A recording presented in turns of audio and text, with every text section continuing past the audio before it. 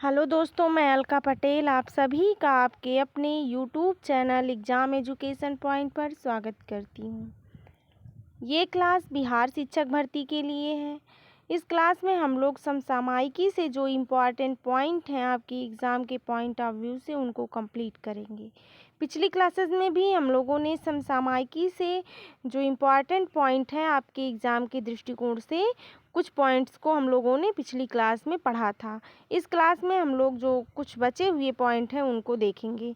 तो जो लोग अभी तक पिछली क्लासेस नहीं देखे हैं वो लोग पिछली क्लासेस देख लें, नीचे डिस्क्रिप्शन में लिंक दिया गया है। और अगर आप लोग चैनल पर नए हैं या फिर चैनल को अभी तक सब्सक्राइब नहीं किए हैं तो आप लोग चैनल को सब्सक्राइब कर दें, बेल आइकन को प्रेस कर दें ताकि आप लोगों को आगे आने वाली क्लासेस की नोटिफिकेशंस मिलती रहे और क्लास को अपने दोस्तों तक शेयर कर दें। हम लोग अपनी क्लास शुरू करते हैं। देखते हैं दिया है स्वदेश दर्शन 2.0 के तहत गया और नालंदा का चयन। इसमें दिया है इसके अंतर्गत कि पर्यटन मंत्रालय MOT स्वदेश दर्शन तीर्थ यात्रा कायाकल्प और आध्यात्मिक विरासत संवर्धन अभियान क्या PRASHAD प्रसाद और केंद्रीय एजेंसियों को सहायता देने की अपनी योजनाओं के तहत देश में पर्यटन अवसंरचना के विकास के लिए राज्य सरकारों, केंद्र शासित प्रदेशों के प्रशासनों और केंद्रीय एजेंसियों को सहायता प्रदान करना है। ठीक, आगे दिया है इसी में कि योजनाओं के तहत विकास के लिए देखिए कह रहा है योजनाओं के तहत विकास के लिए परियोजनाओं की पहचान राज्य सरकारों, केंद्र शासित प्रदेशों के प्रशासनों, केंद्रीय एजेंसियों के परामर्श से की जाती है और धन की उपलब्धता, उपयुक्त विस्तृत परियोजना रिपोर्ट प्रस्तुति, योजना के दिशा निर्देशों का पालन और पहले जारी की गई धनराशि के उपयोग आदि को ध्यान में रखते हुए परियोजनाओं को मंजूरी दी जाती है।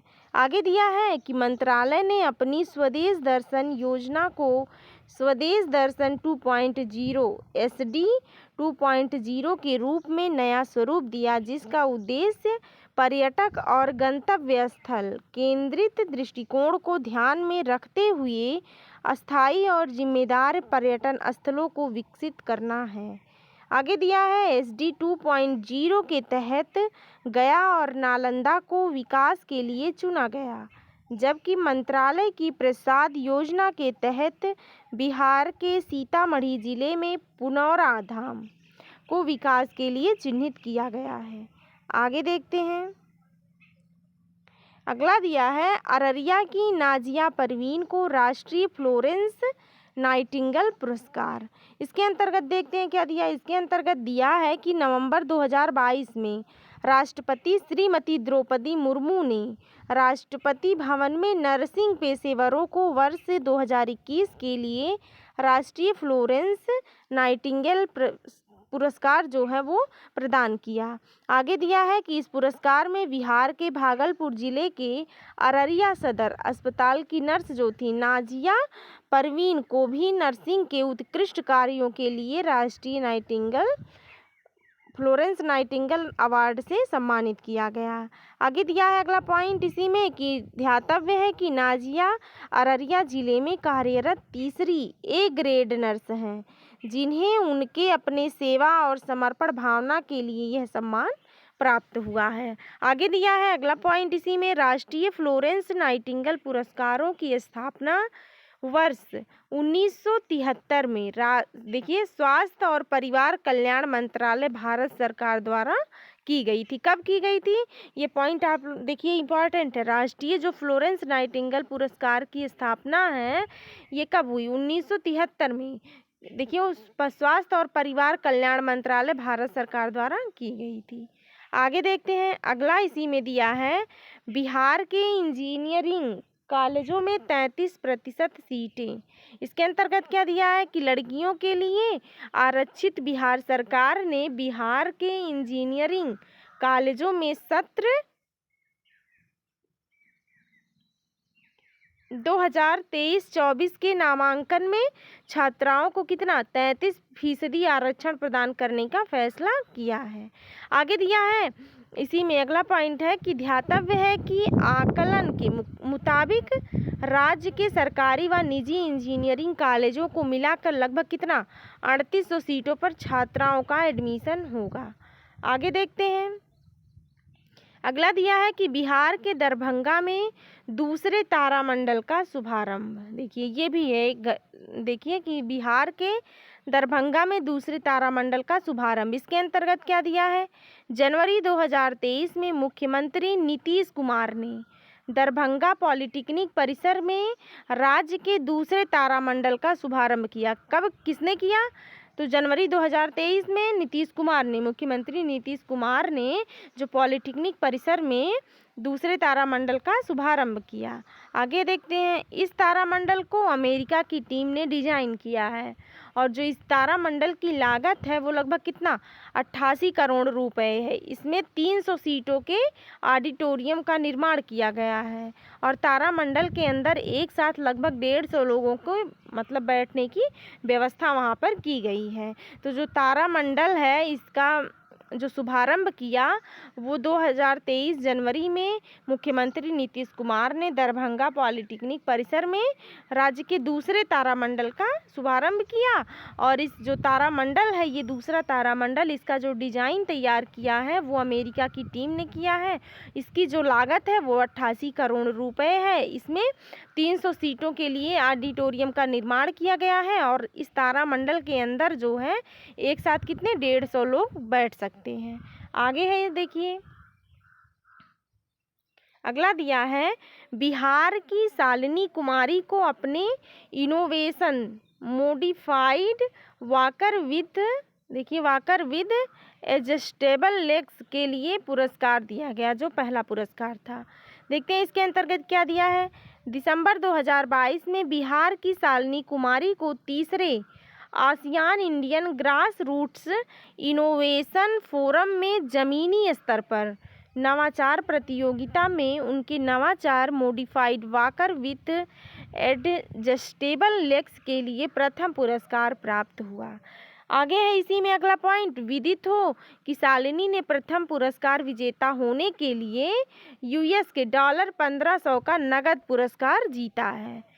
दूसरा पॉइंट दिया है कि दूसरा और तीसरा पुरस्कार जो जीता है वो क्रमशः कहाँ के, फिलीपींस और म्यांमार के ज़मीनी नौप्रवर्तकों द्वारा जीता गया है, जिन्हें क्रमशः यूएस के जो $1000 और $500 जीते हैं। आगे दिया है प्रथम पुरस्कार विजेता शालिनी कुमारी पटना की रहने वाली हैं।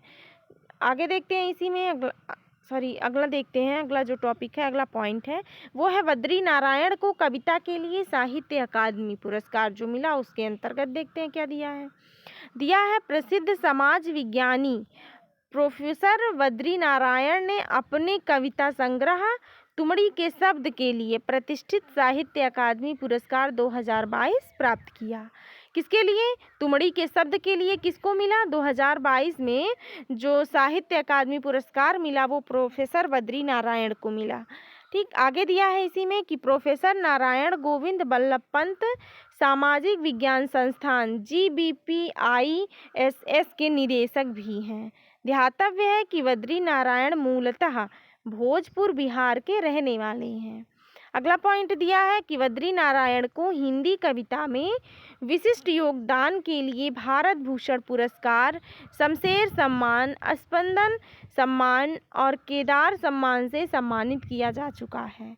क्या है देखिए, बद्री नारायण को हिंदी कविता में जो विशिष्ट योगदान के लिए उन्हें किस किस पुरस्कार से, तो देखिए भारत भूषण पुरस्कार से, शमशेर सम्मान से, स्पंदन सम्मान से और केदार सम्मान से सम्मानित किया जा चुका है। आगे है अगला दिया है the Dalai Lama center for Tibetan and Indian ancient wisdom.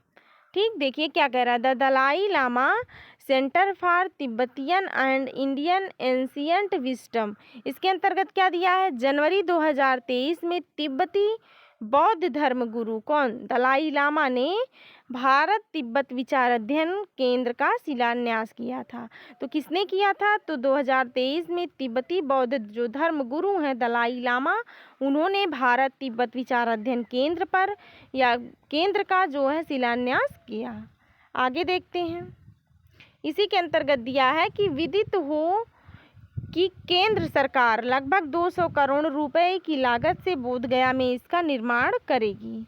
आगे दिया है कि अगस्त 2022 में बिहार कैबिनेट की स्वीकृति के बाद बिहार सरकार ने संस्थान को 99 वर्षों के लिए जमीन उपलब्ध कराई है।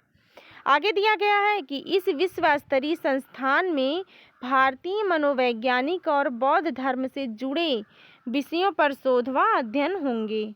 आगे कह रहा है कि यहाँ मुख्य रूप से भारतीय दर्शन, तर्कशास्त्र, मनोविज्ञान और दलाई लामा के 4 सिद्धांतों कौन कौन है? मानव मूल्य, धार्मिक सौहार्द, तिब्बत और revival of ancient Indian wisdom के जो जुड़े हुए विषय हैं उनकी पढ़ाई की सुविधा दी जाएगी। आगे देखते हैं।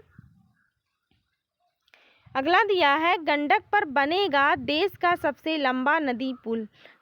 क्या कह रहा है? इसके अंतर्गत देखते हैं। दिया है कि गंडक पर जो बनेगा देश का सबसे लंबा नदी पुल वो क्या है? इसके अंतर्गत कि हाल ही में सड़क परिवहन और राज्य मार्ग मंत्रालय मूर्त ने उत्तर बिहार को सीधे उत्तर प्रदेश से जोड़ने के लिए गंडक पर लगभग कितना 11.24 किलोमीटर लंबे 4 लेन पुल के प्रस्ताव को मंजूरी प्रदान की है।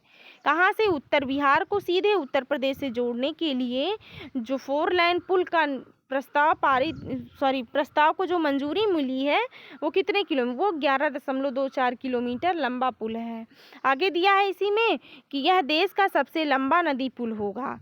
ध्यातव्य है कि बेतिया के भरपटिया स्थित NH 727 से उत्तर प्रदेश के कुशीनगर के पडरौना में NH 730 को जोड़ने वाले प्रस्तावित 4 लेन में इस पुल का निर्माण होगा।